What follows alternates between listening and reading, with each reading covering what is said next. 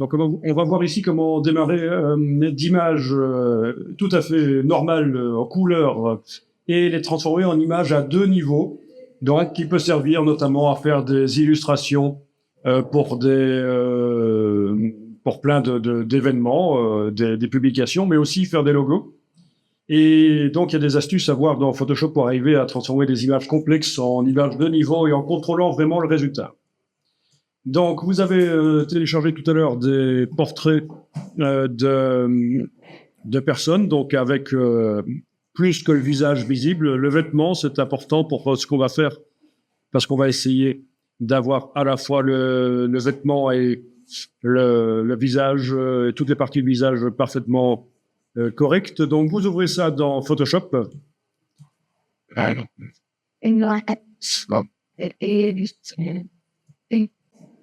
Donc, dans Photoshop, touche F, et je vais passer en revue les images rapidement avec contrôle tabulation. Donc, la touche F m'a permis de passer plein écran. Contrôle tabulation, c'est pour passer les images en revue. Bien. Donc, parmi ces images, il y en a une d'Obama dans mon cas. Elle est pas mal, mais elle est quand même petite. C'est quand même pas génial comme qualité. Alors, je vais quand même vous montrer, pour ceux qui ne connaissent pas, comment je pourrais, cette image d'Obama, essayer de voir s'il n'y a pas sur le net une version en meilleure qualité. Donc, il y en a qui connaissent déjà parce que je leur ai déjà montré ou parce qu'ils le connaissaient d'ailleurs. Mais ici, je vais faire un petit rappel à ce propos. Comment trouver en meilleure qualité sur le net une image dont je dispose? Donc, l'image d'Obama, c'est celle-ci. Elle est au format JPG. Il faut que, pour faire une recherche sur le net au départ de cette image, il faut un format web. JPEG, GIF, PNG, SVG. Et je vais aller dans un navigateur web, dans Google, et plus particulièrement dans Google Images. Et alors, je suis ici dans Firefox, et donc j'ai la possibilité de déposer une image ici dans le champ. Sinon, si j'étais dans Safari, ce serait une interface différente. Il faudrait que je clique et que j'indique où je trouve l'image sur mon disque dur. Donc, l'intérêt de Firefox, c'est ça aussi. Et alors, je vais déplacer simplement l'image ici dans le champ de recherche.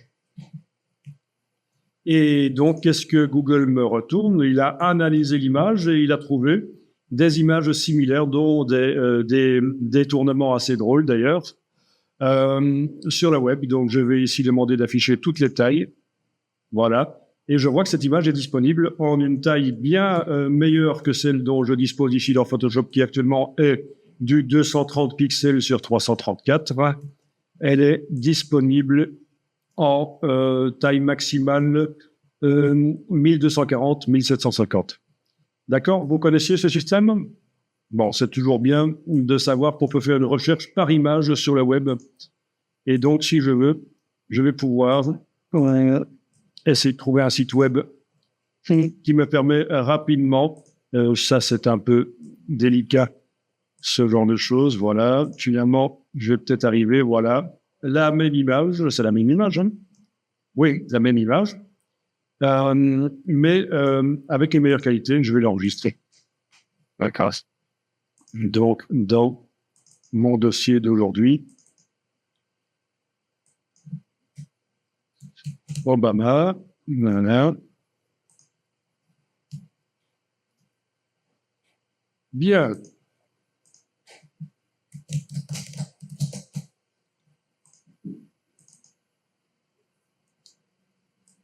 OK, donc vous allez choisir laquelle vous voulez traiter. Alors, il vaut mieux, enfin, oui, quoique non, choisissez celle que vous voulez. Après tout, s'il y a un problème, ce sera l'occasion d'en parler. Donc, il s'agit de transformer l'image en deux niveaux. Et pour ça, je vais mettre un calque de réglage de type seuil au-dessus du calque de l'image. Donc, vous vous souvenez que quand on vectorise en noir et blanc dans Illustrator, on a un réglage seuil pour déterminer quels pixels deviennent noirs, quels pixels deviennent blancs en fonction de leur niveau de luminosité. Eh bien, c'est le même principe dans Photoshop. Menu calque, nouveau calque de réglage de type seuil. Alors, bien sûr, ce calque de réglage est également disponible sous forme traditionnelle, on va dire, c'est-à-dire qu'il modifie dans le menu image, réglage, seuil, image, réglage, seuil. Là, c'est le réglage qui modifie directement les pixels de manière définitive, ceux du calque. Mais ça m'intéresse pas, je veux garder le calque original avec toutes ces nuances en bas. Donc, je ne vais pas dans image, réglage, seuil. Je vais dans calque, nouveau calque de réglage, seuil. Je clique sur OK. Et voilà le calque de réglage qui arrive. Et c'est comme dans Illustrator, je peux séparer en deux, donc déterminer où se trouve le seuil, la transition entre les pixels noirs et blancs. Et alors, vous voyez que dans cette image, nous avons plusieurs problèmes. Premier problème, difficile d'avoir le visage correct et peut-être même différentes parties du visage correct en même temps. Si j'ai la bouche ici qui peut être plus ou moins sympa, c'est les yeux qui sont foireux. Si les yeux sont bons, la bouche devient bizarre. Donc, j'allais vous parler du visage et du vêtement, mais en fait, rien que déjà sur le visage, dans mon cas, j'ai des problèmes. Donc, il faudrait différents réglages pour les différentes parties de l'image, si je veux créer un logo au départ de cette image, une illustration à deux niveaux. Bien. Ça, c'est le premier problème du seuil. On n'arrive pas à trouver un réglage qui convient pour toute l'image. Deuxième problème, il y a beaucoup trop de détails. Alors, on va commencer par régler le deuxième problème. On va convertir le calque d'arrière-plan en un objet dynamique. Donc, vous cliquez à droite du nom du calque d'arrière-plan et vous demandez « Convertir en objet dynamique ». Pourquoi est-ce que je fais ça? Parce que je vais mettre sur ce calque un filtre et je voudrais pouvoir modifier autant de fois que je veux le filtre. Et donc, en appliquant le filtre sur un calque objet dynamique, le filtre va apparaître dans la palette des calques de Photoshop et je pourrais le modifier, même le supprimer très facilement. Donc, vous avez converti en objet dynamique le calque d'en dessous, le calque d'arrière-plan, et on va mettre un filtre de flou, en fait. Filtre. Alors, chez vous, sur PC, c'est atténuation. Chez moi, ça s'appelle flou. Je ne sais pas pourquoi. Sur Mac et sur PC, ils ont changé entre... Pourtant, c'est la version 6 française. Vous avez bien un filtre atténuation? Voilà, et chez moi, c'est filtre flou. Et on va chercher le flou gaussien. Voilà. Et alors, le flou gaussien, comme on le voit, vous permet d'enlever du détail sur l'image d'en dessous, là. Ça vous permet d'enlever du détail et justement de simplifier l'illustration. Voilà. Donc, on va jouer sur les deux choses, sur le seuil au-dessus et sur le flou gaussien. Pour modifier le flou gaussien par la suite, il faut double-cliquer sur le mot flou gaussien. Et le filtre réapparaît et on peut choisir le degré de détail qu'on souhaite. Bien.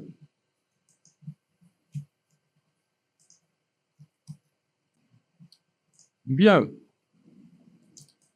Eh bien, je vais maintenant mettre ce calque et le calque de réglage qui agit sur lui. Je vais mettre tout ça dans un groupe. Alors, ce serait peut-être bien que je fasse ceci, enfoncer la touche Alt et cliquer entre l'objet dynamique et le calque de réglage pour que le calque de réglage soit attaché en quelque manière, en quelque sorte attaché à l'objet dynamique.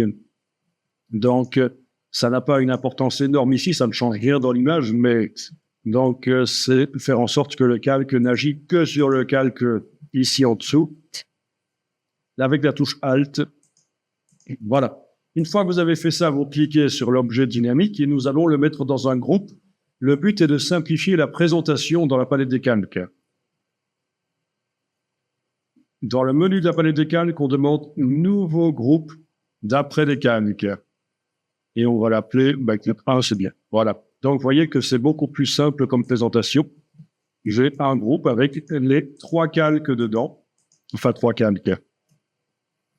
Le calque de réglage seuil, le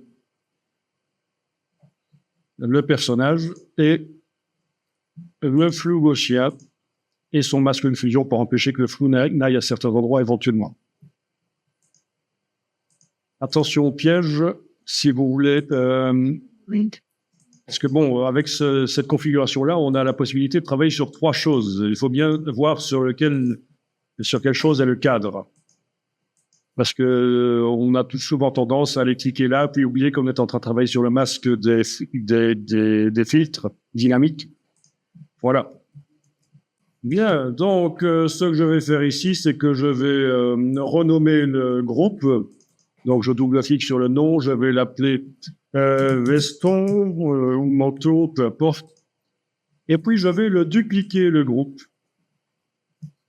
Je vais le dupliquer par un clic droit, par exemple, dupliquer le groupe. Et le duplicata, je vais l'appeler visage. Voilà. Puis je vais à nouveau dupliquer. Je vais appeler ça capuche, puisqu'il y a une capuche dans mon cas. Enfin, les différentes parties de l'illustration vont apparaître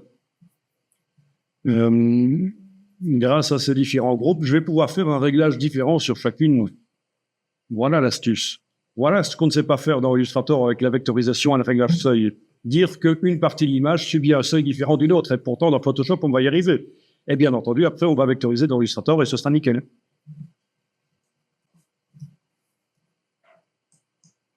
Non.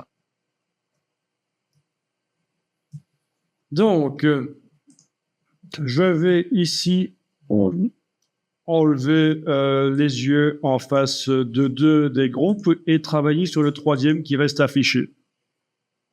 Et donc, quand je clique ici sur le seuil, je vais peut-être faire les vignettes plus petites. Ce sera peut-être plus compréhensible. Dans le menu de la palette des calques, option de panneau. Ah ouais. Voilà. D'accord. Je vais peut-être même aussi donner des couleurs au groupe. Clic droit. Et je peux donner des couleurs différentes. Comme ça, quand le groupe est déployé, je vois clairement à quel calque, à quel groupe appartient tel calque. Et vous pourrez même les déployer tous à partir du moment où on les a colorés. Ils peuvent tous être déployés, c'est pas un problème. D'accord? Ça aide à comprendre les couleurs. Bien, donc les 2 groupes du dessus, dans mon cas, capuche et visage ne sont pas affichés. Je travaille sur le groupe du dessous. Je clique sur le réglage seuil. Je peux double-cliquer à cet endroit-ci sur la partie gauche de la vignette. Ça va faire apparaître le réglage quelque part. Voilà, il est là.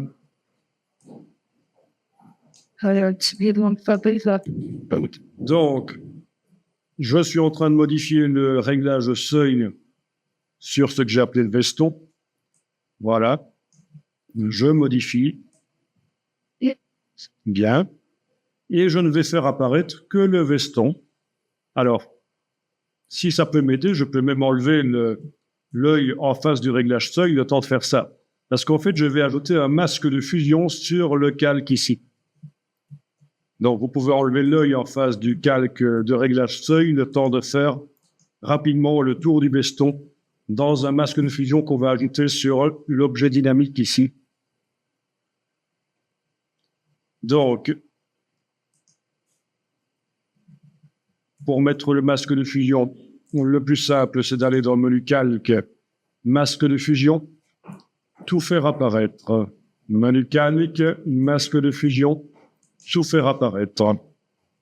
Voilà le masque de fusion qui vient de s'ajouter sur l'objet dynamique. Je suis en train de travailler sur le masque de fusion, c'est lui qui est encadré. Et il est rempli de blanc actuellement, donc il fait tout apparaître. Donc je vais pouvoir, avec un pinceau, aller dessiner en noir sur ce qui ne concerne pas le veston. Donc je fais disparaître de l'affichage, notamment le visage et la capuche. Voilà. Je m'ennuie pas trop pour les cheveux qui dépassent là. Voilà. Donc, résultat, quand je réactive le seuil ici, je ne vois que le veston, en fait. Hein. Et je peux aller modifier le seuil. Voilà.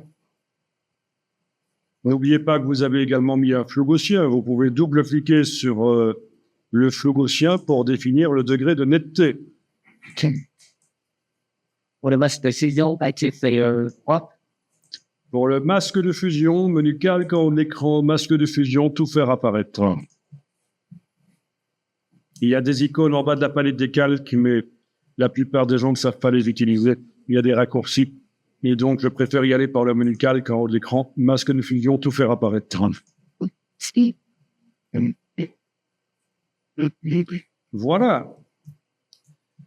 Et je vais faire la même chose pour le reste. Je peux enlever l'œil en face du calque veston. J'affiche le calque visage. J'enlève l'œil en face du réglage de seuil temporairement. J'ajoute un masque de fusion sur l'objet dynamique ici. Menu calque, masque de fusion, tout faire apparaître. Et donc, dans ce masque de fusion, je vais dessiner en noir sur ce qui ne concerne pas le visage. Si je déborde sur le visage, je dessinerai en blanc, évidemment, dans le masque de fusion.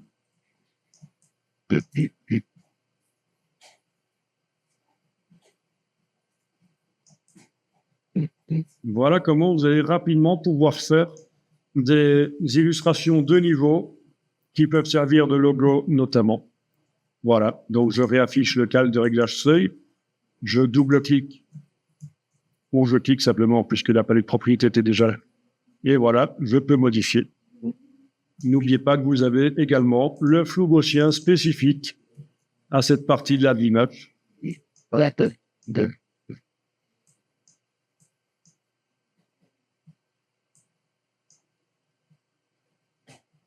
Je me suis gouré de flou gaussien, c'était celui-là. Voilà. Je t'ai allé chercher le flou gaussien sur l'autre calque. Erreur. Ouais.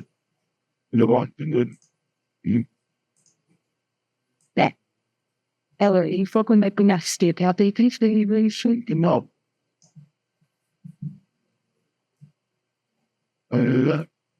Donc, une fois que vous avez géré le masquage dans le masque de fusion en dessinant en noir, vous réaffichez le seuil, vous le modifiez et vous modifiez le flou gaussien spécifiquement donc pour le visage. Je vais maintenant le faire spécifiquement pour le troisième calque ici, la capuche. C'est toujours la même procédure. On pourrait d'ailleurs mettre au point un script pour que ça nous fasse ça. Ce serait intéressant de mettre au point un script pour arriver à obtenir ça. Pour éviter de le refaire sur chaque photo où je vais avoir besoin de faire ça, je peux mettre au point un script. D'ailleurs, on va le faire. Soyons fous. Donc, je travaille sur le calque, l'objet dynamique. J'ajoute un masque de fusion, menu calque, masque de fusion, tout faire apparaître. Dans ce masque de fusion, je vais dessiner en noir au pinceau sur ce qui ne concerne pas la capuche. Donc, pour bien voir où je dessine, j'enlève l'œil en face du calque de réglage seuil. Voilà.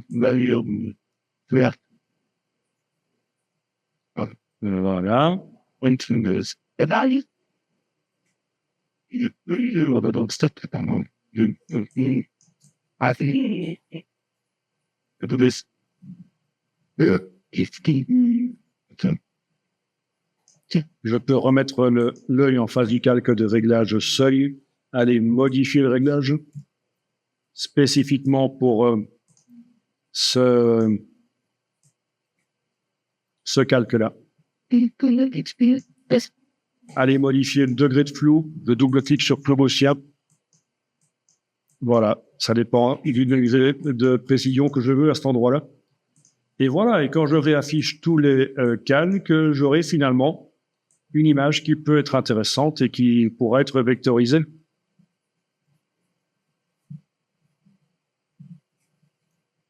Bien. Allez, gérer un peu le masque de fusion. Voilà, le masque de fusion du visage. parce qu'il y avait un trou entre le visage, la capuche et le vêtement, donc je suis allé faire réapparaître un peu du visage. D'accord? Comme ça.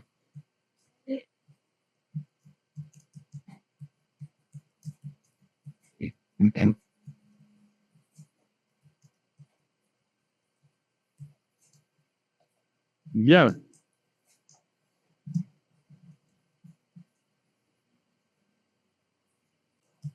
Bon, une fois que vous avez fait ça, vous pouvez enregistrer sur le web, je veux dire, sur le disque dur. Vous enregistrez sur le disque dur au format Photoshop, hein. Puisqu'il y a des calques, il n'y a pas le choix. Je peux changer de nom éventuellement, mais normalement, l'extension devrait me faire penser que ça a été modifié. Voilà. Et je peux l'ouvrir dans Illustrator l'importer dans Illustrator et le vectoriser.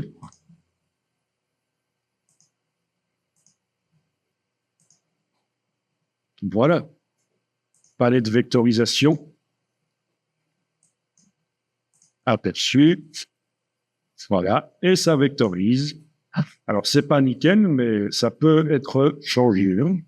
Vous avez également le réglage seuil ici, mais normalement, il ne va pas servir beaucoup parce qu'on a quasiment que les pixels noirs et blancs. Donc, c'est une image liée que j'ai importée, donc ça devrait être nickel. Si je modifie leur Photoshop, ça devrait se répercuter dans Illustrator.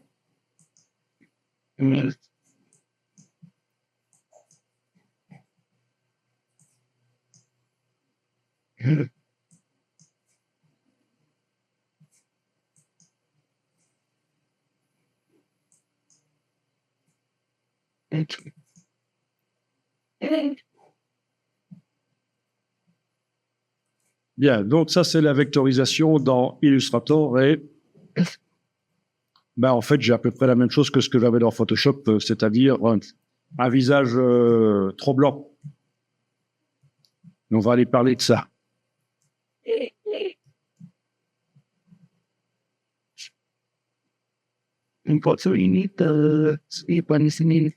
Voilà, et si je suis pas entré encore super dans le détail, nous n'avons pas été modifiés, par exemple, le masque du filtre Flugaussien, pour que le filtre Flugaussien ne s'applique pas à certains endroits du visage dans ce cas-ci. Mais ce sont des choses qui peuvent se faire. Si vous dessinez en noir dans cette partie-là, vous empêchez le flou d'agir à certains endroits. Donc vous pouvez avoir à la fois du net et du flou. Mais je ne suis pas allé jusque-là.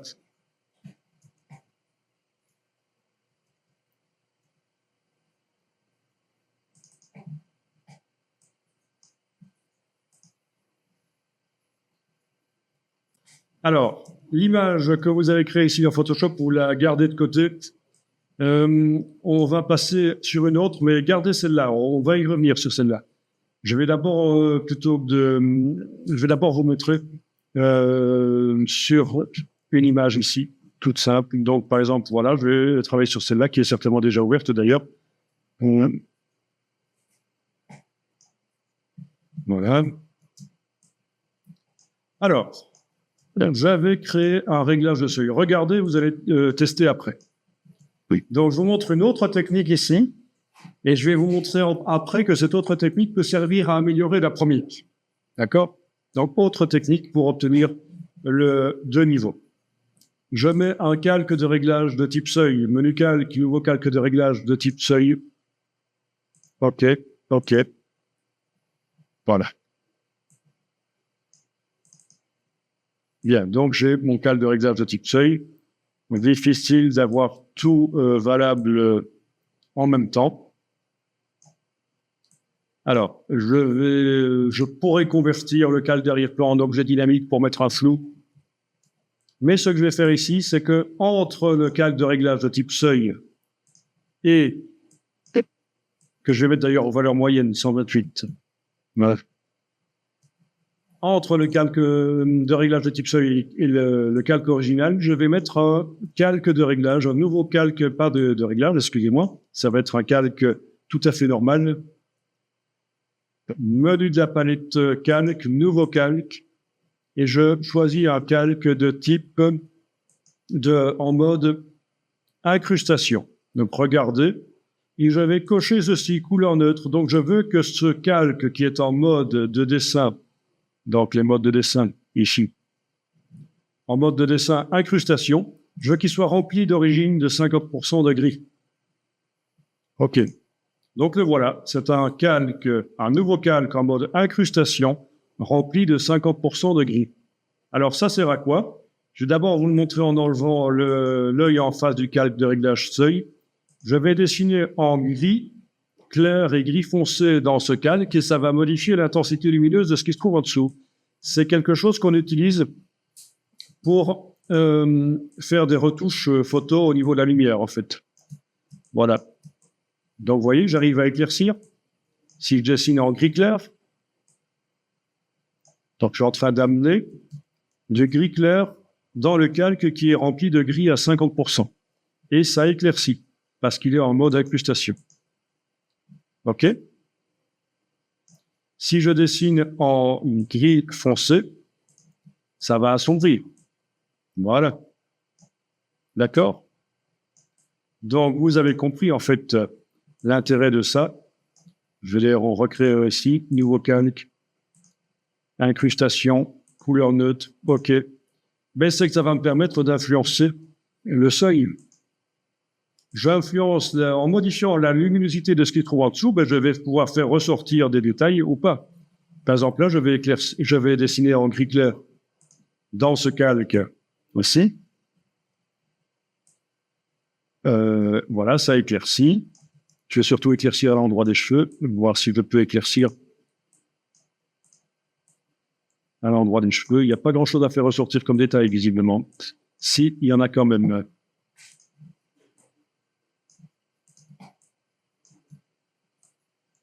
Voilà.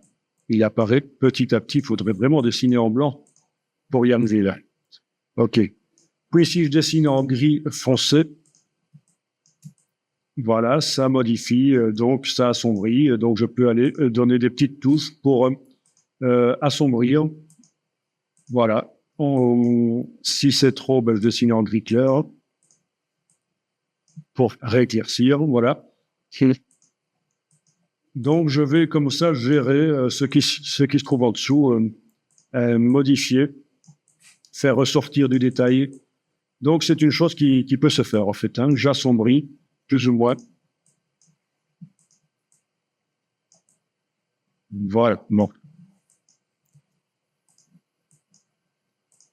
Alors, ce n'est pas évident. Ce serait bien de faire ça au stylet avec la pression du stylet qui fait varier la teinte que j'amène à fait. Hein.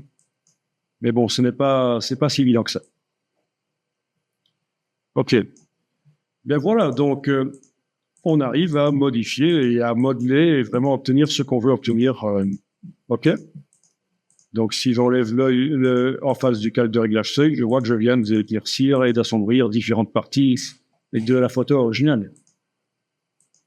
Évidemment, c'est moche comme ça. Le but, c'était que ça donne bien une fois que le réglage seuil est enclenché. OK, puis réglage seuil, je peux encore aller un peu éventuellement modifier. Voir ce que ça donne si j'éclaircis ou assombris. OK, écoutez, essayez ça sur une photo.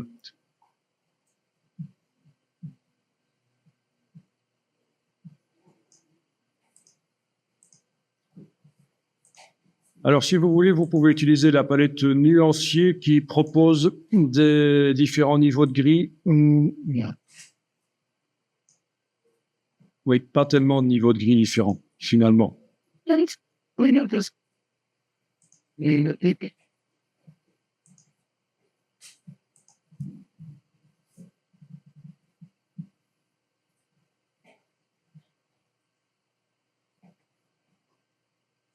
Faudrait que je fasse dans le nuancier différents niveaux de gris.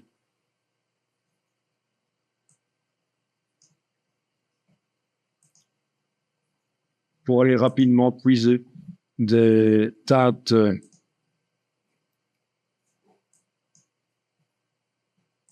des gris foncés ou des gris clairs. Mais il y a des gris foncés, il y a des gris clairs. Hein.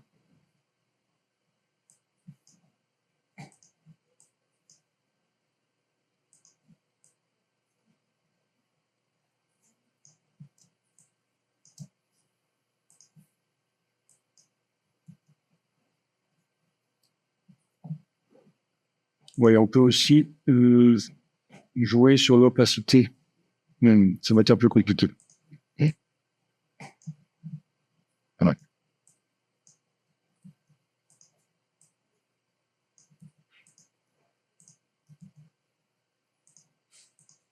Bon, voilà.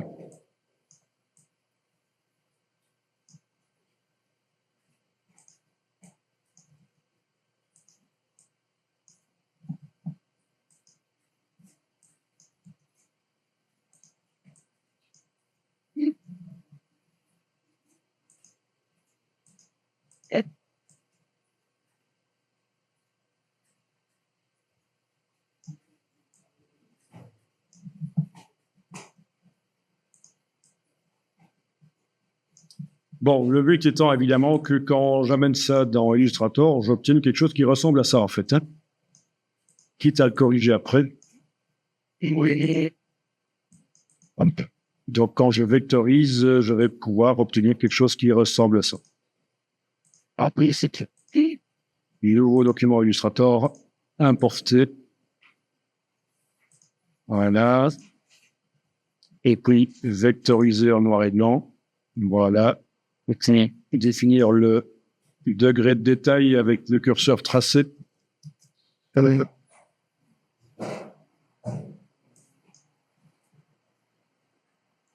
Après, c'est notre affaire.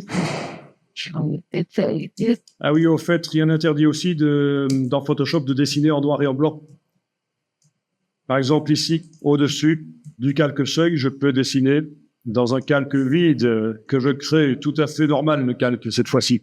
Je peux dessiner au pinceau en noir ou en blanc, voire même en gris, mais ce sera surtout noir et blanc, pour aller modeler, en fait. Hein. Je vais prendre un pinceau à bornette,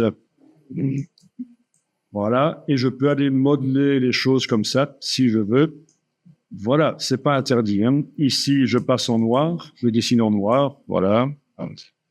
OK. Donc, tout est possible, je dessine en blanc. Voilà, en noir. Et donc, ceci va servir. Alors, évidemment, à la souris, c'est pas génial. Et là, je vais gommer, en fait, quand on fait des erreurs, on va aller gommer. Voilà. OK, ça, ce sera un peu mieux peut-être. Ah oui, au pinceau, dessiner en noir. Donc, aller modeler vraiment le résultat. C'est pas interdit du tout. Hein. OK. Bon, ça ressemble à rien, ça ressemble plutôt à Spock ici, mais bon, pourquoi pas, voilà. C'est vous qui voyez comment vous allez modeler ça, grâce donc à ce calque sur lequel j'ai amené du noir et du blanc. Donc ça, évidemment, il ne faut pas essayer de se battre avec le réglage seuil et avec le calque qui modifie les intensités. Il n'y a pas que ça. Mais vous avez aussi la possibilité d'aller dessiner carrément par-dessus. Et donc, dans Illustrator, ça va influencer le résultat de la vectorisation. Par exemple, ici, mon visage, là, le visage ici, quand je joue sur le réglage seuil, j'arrive difficilement à avoir à la fois les yeux et la bouche valables. Donc, OK, la bouche, les yeux, donc on voit que c'est pas évident. Eh bien, ce que je vais faire, c'est que je vais mettre au-dessus de l'objet dynamique, entre l'objet dynamique du visage et le calque de réglage seuil, d'accord? Entre ces deux-là, je vais aller mettre un calque pour régler l'intensité du visage. Donc, nouveau calque, incrustation, couleur neutre, OK, le voilà. Je dessine avec différents gris et je vais pouvoir essayer d'assombrir, voilà, avec différentes tailles de brosse. Et finalement, on va peut-être arriver à quelque chose de bien en jouant à la fois là-dessus et sur le seuil.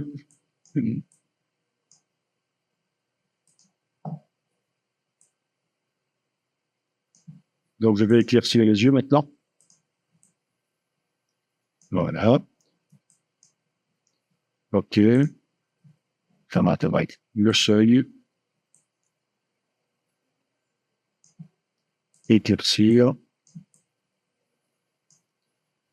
Voilà, donc c'est pas si évident que ça, mais ça demande du temps. Mais enfin, s'il fallait redessiner tout ça, ce serait pas si facile que ça non plus. Hein.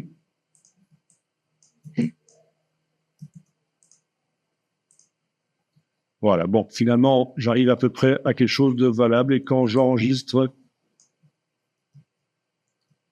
ça va se mettre à jour dans Illustrator. C'est notre fichier, c'est celui-là. Voilà, OK. Ça se met à jour dans Illustrator et je peux donc demander éventuellement d'avoir plus de détails dans la vectorisation. Voilà. OK. Et aller modifier les choses s'il faut encore dans Photoshop. Bien. Bon, l'image comporte peu de pixels. Si je multiplie le nombre de pixels de l'image, la vectorisation serait plus précise en fait. Hein. Moi, je peux essayer de le faire aussi, mais ça, voilà.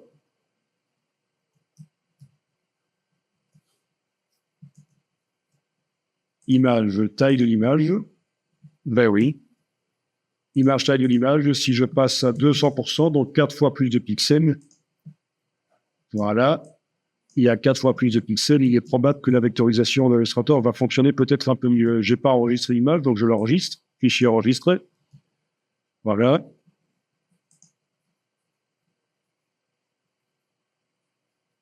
Voilà. OK, ça marche mieux. Vous voyez?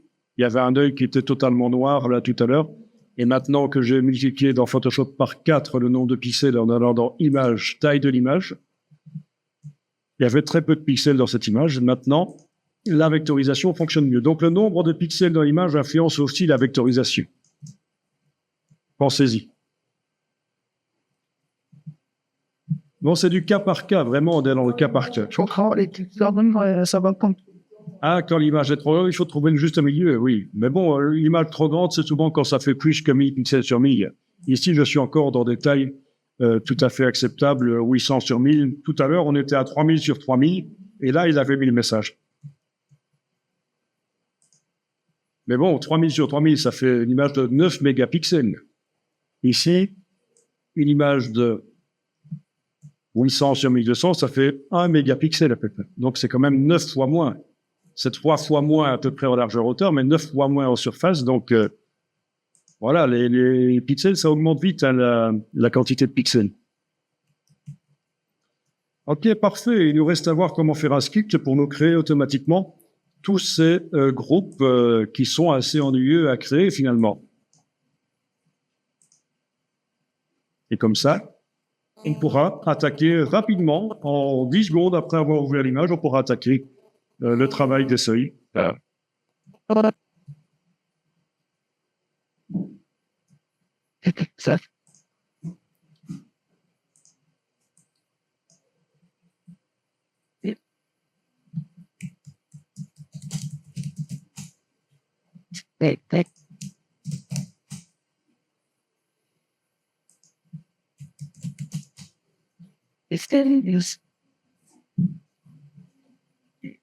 Donc, ça peut vous permettre, avec certaines images, de faire extrêmement rapidement des logos.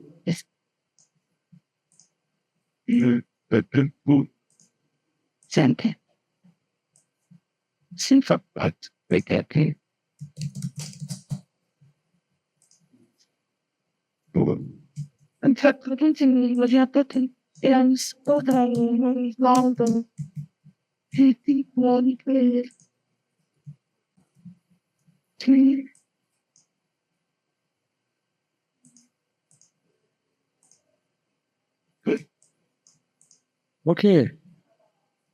Ah ben, on va essayer avec une autre image et on va faire le script. Parce que quitte à refaire tout le boulot, autant enregistrer ce qu'on fait pour pouvoir le réappliquer rapidement sur autre chose. Donc, tout ce boulot de la création des groupes qui est très fastidieux quand même.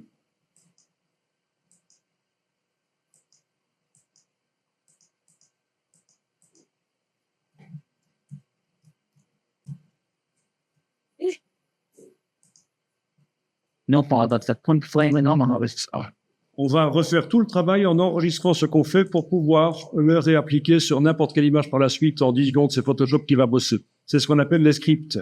Donc, vous faites apparaître la palette des scripts, menu fenêtre script, Chez moi, c'est sous le nom anglais Actions. Ne me demandez pas pourquoi, je me demande encore pourquoi. Il n'apparaît plus sous le nom Script, même dans la version française de Photoshop.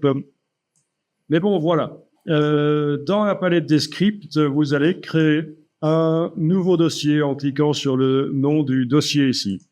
Et vous allez l'appeler multi-seuil. Par exemple. Voilà. Donc là, j'ai un dossier vide et dans ce dossier vide, je vais créer un premier script. Donc je clique sur le bloc de feuilles. Voilà. Et je vais l'appeler 3 groupes de seuil, par exemple. 3 groupes de seuil. Et donc, dès que je vais cliquer sur enregistrer, ça commence à enregistrer et ça va faire tout ce que je fais. Ça va enregistrer tout ce que je fais. Donc, je clique sur le stop. Voilà, le bouton carré. Donc, le nom de mon script est en surbrillance dans mon dossier multiseuil. Mais je viens d'appuyer sur le bouton stop, donc ça n'enregistre plus ce que je suis en train de faire. Et alors, je vais aller sur une nouvelle image. Voilà, une toute nouvelle image. Bien.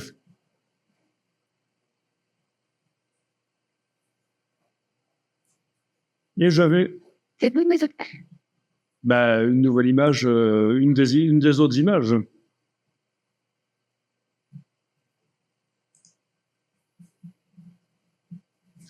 Peut-être.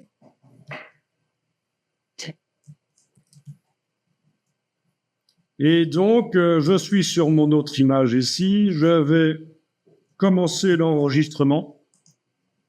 Donc, l'enregistrement va consister en quoi? Double-clic sur le calque d'arrière-plan pour le transformer en calque que je vais appeler background. OK.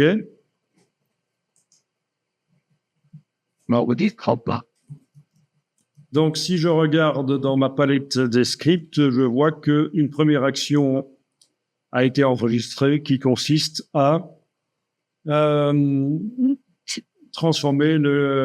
définir le calque d'arrière-plan en calque background.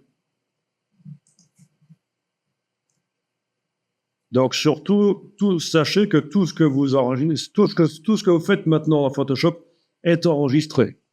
Si vous cliquez sur une autre image, ça s'enregistre dans le script. D'accord? Donc ça, il faut le savoir. Si vous voulez faire quelque chose qui n'a rien à voir avec ce qu'on veut enregistrer, vous arrêtez l'enregistrement, vous faites la chose à faire, et puis quand vous reviendrez, vous serez prêt à continuer, vous allez cliquer sur le bouton. On est d'accord, oui? Parce qu'on peut éditer le script après, on peut le modifier pour enlever des choses qu'on aurait mises en trop, mais autant ne pas les mettre dès le départ, tant qu'on peut.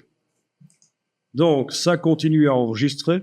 Je vais faire un clic droit, convertir en objet dynamique. Donc, ça aussi s'enregistre dans le script.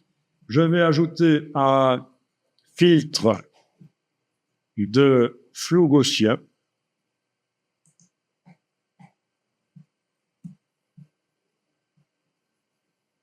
OK. J'ai pris la valeur par défaut. Bien. Je pourrais même... oui, j'aurais pu la mettre à 0, mais c'est pas grave. Il m'a mis un flou gaussien, il m'a mis un rayon de 1,3 pixels. C'est peut-être à peu près ça chez vous aussi? Ouais.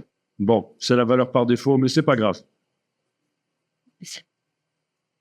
Puis, je vais ajouter au-dessus de ce calque un calque... D'abord, le calque qui va servir à modifier l'intensité lumineuse. Donc, menu de la palette calque, nouveau calque, un calque en mode incrustation avec remplissage de couleurs neutres et qui va être écrêté par rapport au calque précédent.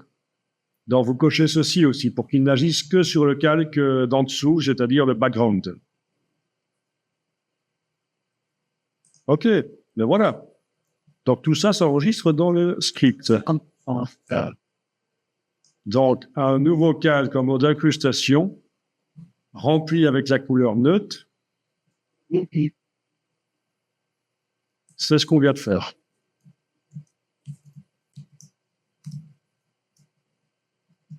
Oui, je vais créer un calque de réglage, menu calque, nouveau calque de réglage de type seuil, Oui.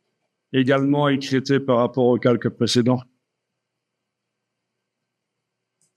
Voilà. Et this is.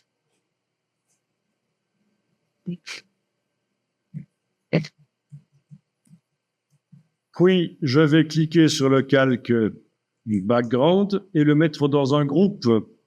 Menu de la palette calque, nouveau groupe d'après des calques.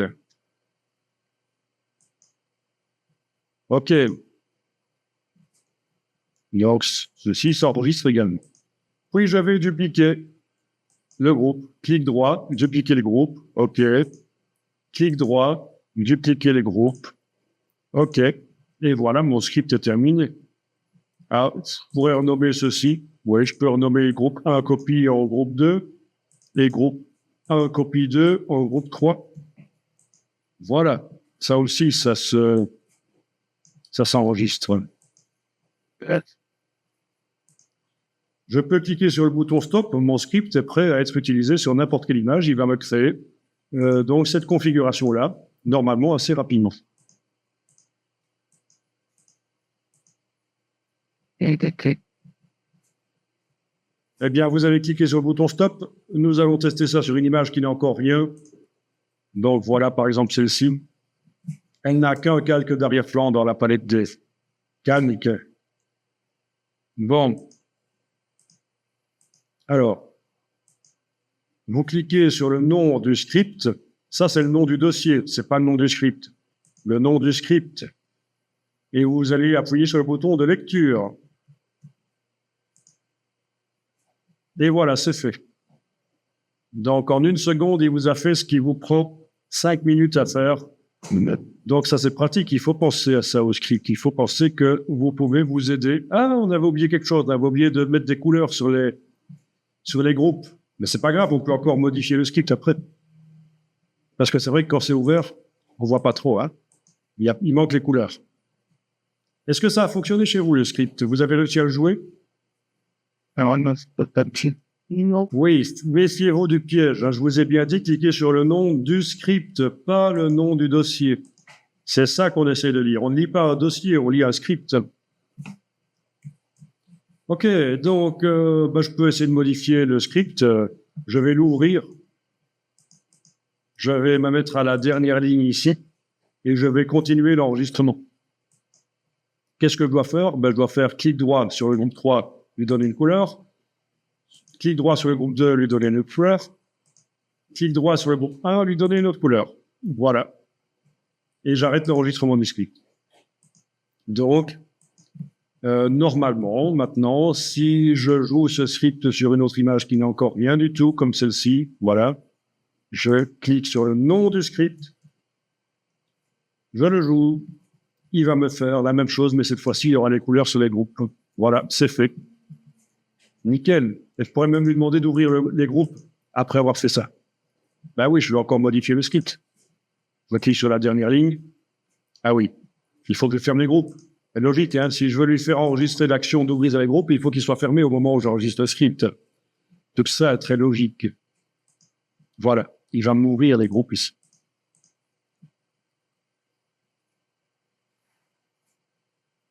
Est-ce qu'il m'a enregistré ça? Non, apparemment, ouvrir les groupes, il n'arrive pas à l'intégrer. Bon, très bien. Je vais réessayer. Enregistrer. Non, ouvrir les groupes, il n'arrive pas à l'intégrer. Il ne sait pas comment ouvrir le groupe.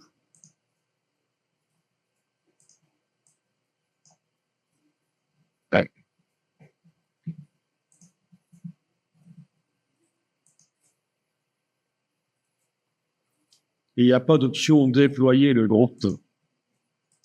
Donc là, pour ouvrir le groupe, je devrais le faire manuellement, c'est foutu. Yes. En tout cas, ça fonctionne.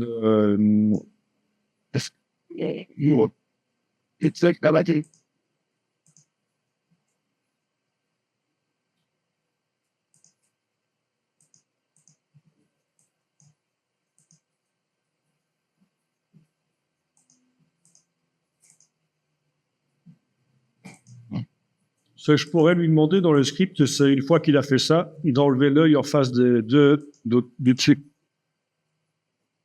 pour continuer à travailler sur le dernier groupe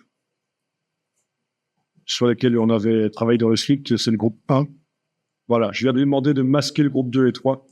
Donc voilà, systématiquement, quand je fais jouer ça sur une photo maintenant, une photo qui n'a pas encore voilà,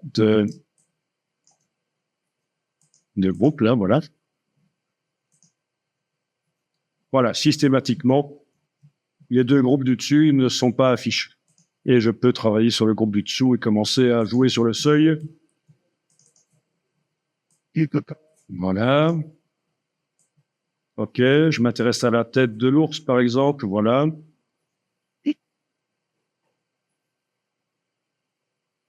C'est pas évident, celle-là. Je peux commencer à dessiner sur le calque gris au pinceau en gris clair ou gris foncé pour éclaircir ou assombrir. Voilà. Je peux... Ah, mais on avait oublié d'ajouter un masque de fusion aussi. Fait, misère. Vous m'avez pas dit ça. Il y a quelque chose qu'on a oublié dans le script, c'est d'ajouter un masque de fusion sur les objets dynamiques. Là, je suis obligé de l'ajouter manuellement, c'est pas génial, ça. Donc, je vais aller modifier encore le script à la fin, là, juste avant de masquer les groupes. Donc, ça veut dire que pour l'instant, ils doivent être affichés, le groupe. Parce que je vais aller modifier le script juste avant le masquage du groupe 2 et 3. Juste avant d'enlever l'œil en face du groupe 2 et 3. Donc, je dois avoir les yeux qui sont mis. Logique, hein? J'enregistre et je vais ouvrir les groupes et cliquer sur chaque objet dynamique et demander calque, masque de fusion, tout faire apparaître. Calque, masque de fusion, tout faire apparaître.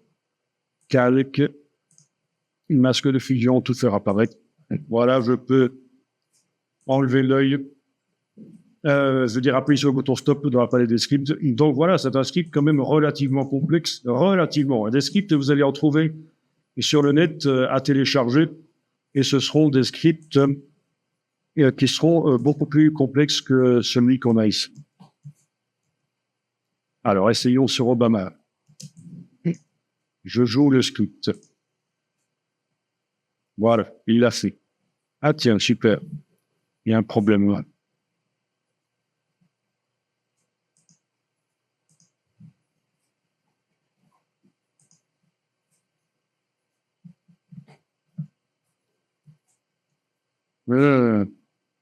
D'accord. J'ai mes... J'aurais dû renommer aussi. Renommer. Là, c'est un peu compliqué. Vous savez quoi? Je vais modifier le script pour qu'il fonctionne et je vous l'envoie et vous allez pouvoir le charger dans votre Photoshop. On va faire ça.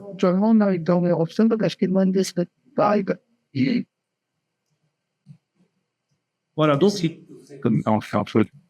donc les scripts, ce n'est pas facile à faire. Comme vous constatez, il y a plein de problèmes qui surviennent, mais en fait, ce sont des problèmes de logique, hein. Ici, c'est parce que dans mes groupes, dans chacun de mes groupes, le calque s'appelle background. Il porte le même nom dans chaque groupe.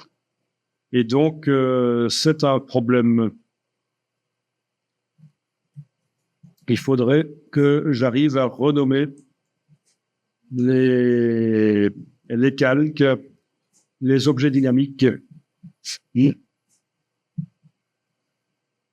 Bon, de toute façon, ce n'est pas un drame si je dois ajouter manuellement un masque de fusion sur le calque background, en fait. Ça se fait facilement avec l'icône ici en bas pour ajouter un masque de fusion qui fait tout apparaître. Donc, je vais même pas essayer d'améliorer le script. Bien, ce que je vais faire ici, c'est que je vais vous transférer le script. Donc, il a été fait sur un Mac et vous allez voir que même sur un PC, mon script est utilisable.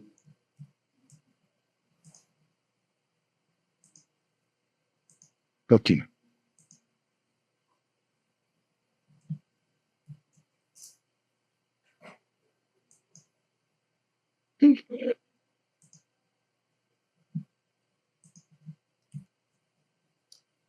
Je vais quand même le réessayer une dernière fois avant de vous le transférer. Je vais revenir à la version précédente de l'image. Voilà.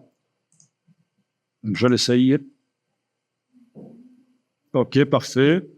La seule chose, c'est qu'il faudra, si on veut masquer, il faudra cliquer sur l'objet dynamique et cliquer sur le masque ici pour ajouter un masque manuellement. C'est un peu trop compliqué d'arriver à l'ajouter via le script parce que c'est un objet dynamique. Il aurait fallu que je procède différemment. C'est techniquement possible, mais voilà, les objets dynamiques, c'est particulier.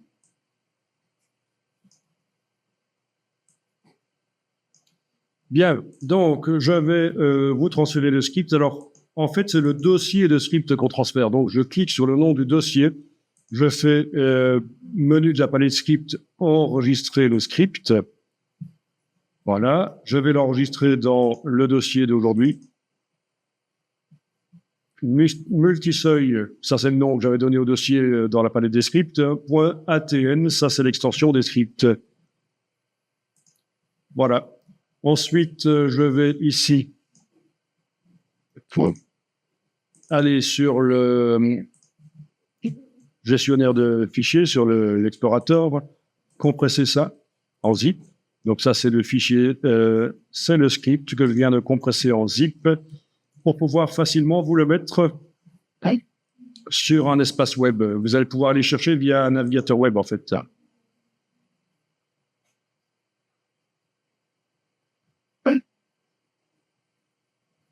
Voilà. Je vous donne l'adresse dans quelques secondes.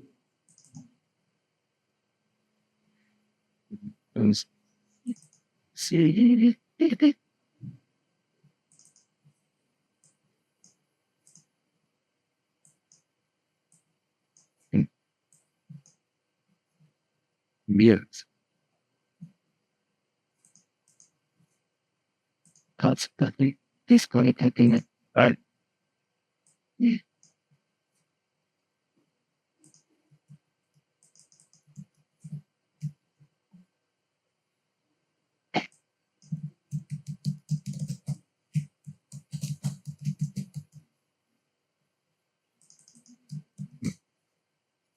Voilà, vous allez pouvoir télécharger le script à cette adresse et pour le récupérer dans votre Photoshop, il faudra aller dans le menu de la palette script, charger des scripts. Mais il faudra évidemment avoir dézippé ce fichier. C'est pas le zip ne passera pas, il faudra le dézipper. Donc allez-y, téléchargez, vous pouvez le charger chez vous et vous allez voir que ça fonctionne. Bien. Et alors, les scripts, vous pouvez aussi les appliquer sur tout un dossier qui contient plein d'images par le menu Fichier, Automatisation, Traitement par l'eau. Fichier, Automatisation, Traitement par l'eau, vous allez pouvoir choisir le script en question, là, indiquer où se trouve le dossier, inclure les sous-dossiers s'il y a des sous-dossiers avec des images à traiter. Voilà. Et indiquer que vous voulez l'enregistrer dans un autre dossier. which then could be recorded as the file. Qui fera une copie des images modifiées dans ce cas-là. C'est ce qu'il y a de plus sûr. Plutôt que d'essayer d'enregistrer dans le même dossier, de mettre à jour les images, autant envoyer les images modifiées dans un autre dossier. Voilà. Ne cochez pas ceci si vous n'avez pas dans votre script des ouvertures d'images ou enregistrements d'images. Sinon, ça ne marchera pas. Il ne faut pas cocher cette priorité sur les instructions d'action ouvrir si vous n'avez pas d'action d'ouverture d'image enregistrée dans votre script. Et c'est le cas, on n'a pas appelé une image pendant quand vous avez le script. Et quand elle a fait ce script-là, on a peut-être fait On aurait pu mettre une fonction d'enregistrement dans le script, mais à quoi ça aurait servi?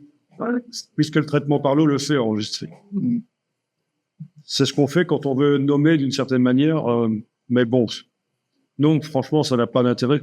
Ou quand on veut changer le format à l'enregistrement.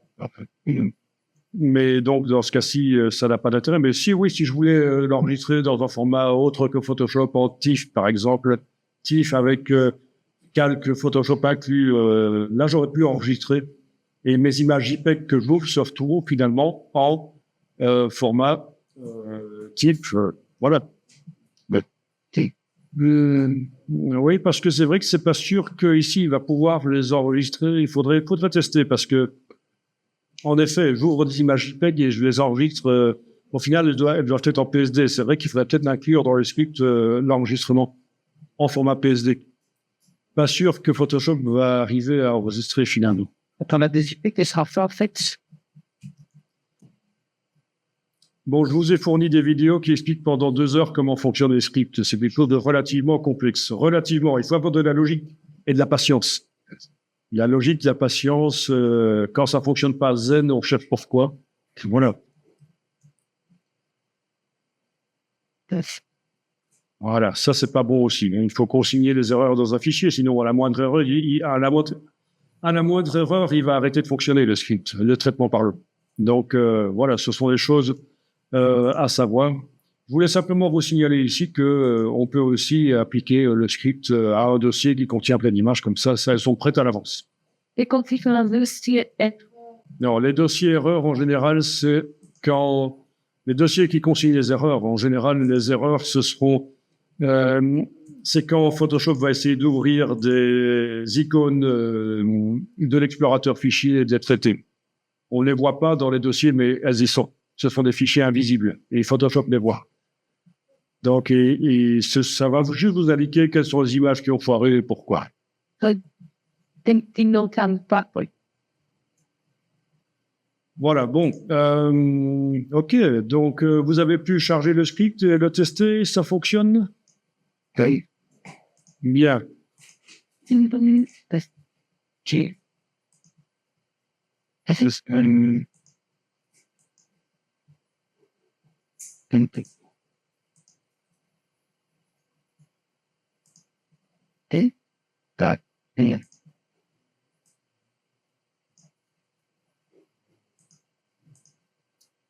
Je vais quand même essayer de l'améliorer un peu ici, voir si je ne sais pas quand même d'une manière ou d'une autre.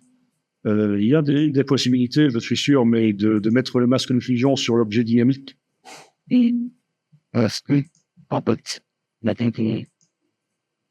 Sélection calque background, ajouter un masque de fusion qui fait tout apparaître, voilà. Et puis,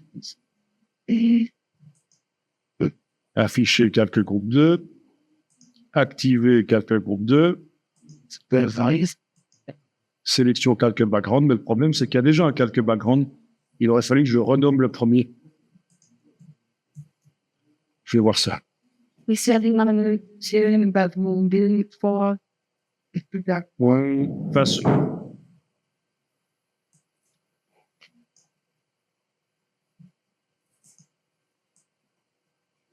Ok, donc il va créer le masque de fusion.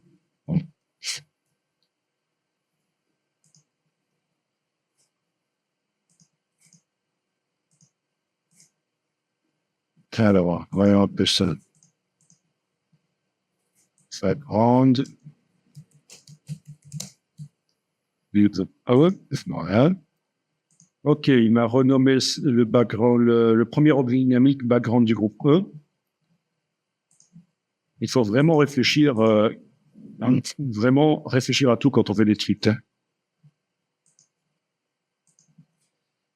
J'active le groupe 2, je l'affiche, j'ouvre. Je vais éventuellement renommer celui-là background 2, le gros I2. Voilà. Lui mettre un masque de fusion qui fait tout apparaître. Voilà. Puis je vais activer le groupe 3 et mettre un masque de fusion, peut-être renommé tamponnier. Rien.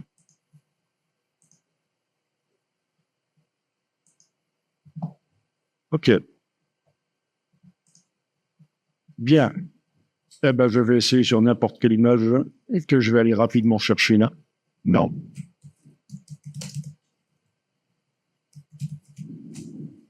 Oh, bon. Ça. C'est non.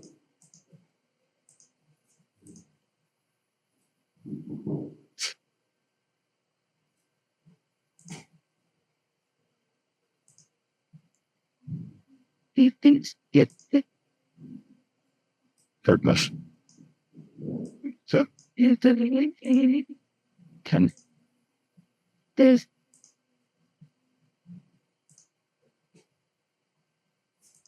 Eh ben, rapidement chercher. Si je prends des images qui sont trop chouettes, c'est pas toujours évident de les avoir finalement. Celle-là, par exemple, est assez difficile à avoir en bonne qualité. Mais il faut que j'insiste. wow. They told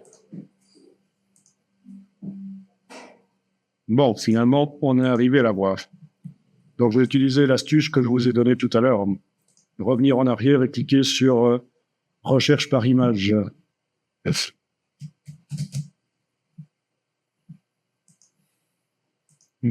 Là. Donc, dans Photoshop, voyons un peu ce qui se passe. in OK. Essayons ça. Je ne garantis pas que ça va fonctionner. On va voir. Hein. Eh bien, si, ça marche. Là, ça marche. Il m'a fait mes masques de fusion comme il faut. Parce que j'ai renommé les objets dynamiques au fur et à mesure.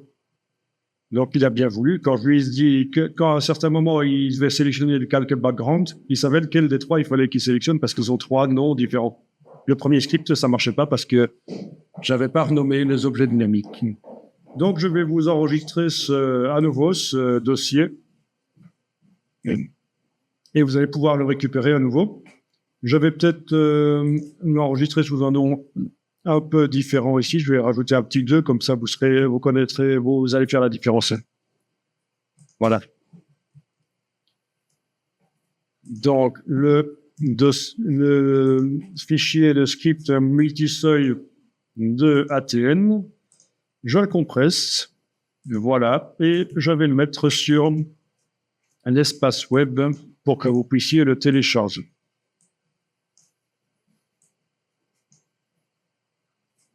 Donc, ceci a eu l'intérêt de vous faire comprendre que les scripts, ça existe et que c'est pas si évident que ça à mettre au point, mais qu'une fois que c'est bien mis au point, ça vous fait gagner un temps fou.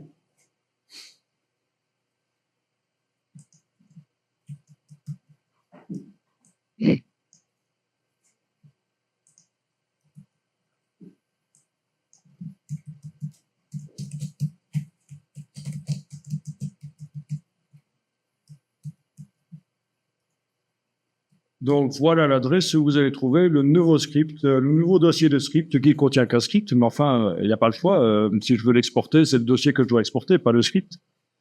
Et voilà, donc, ça va avoir. Je vais simplement rajouter un -2 après le mot seuil.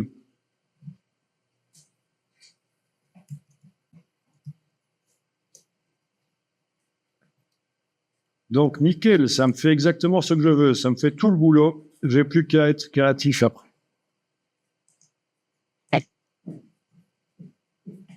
Goodness.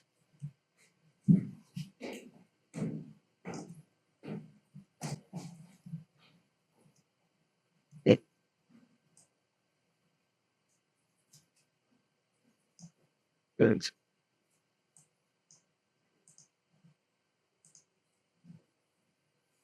Yeah.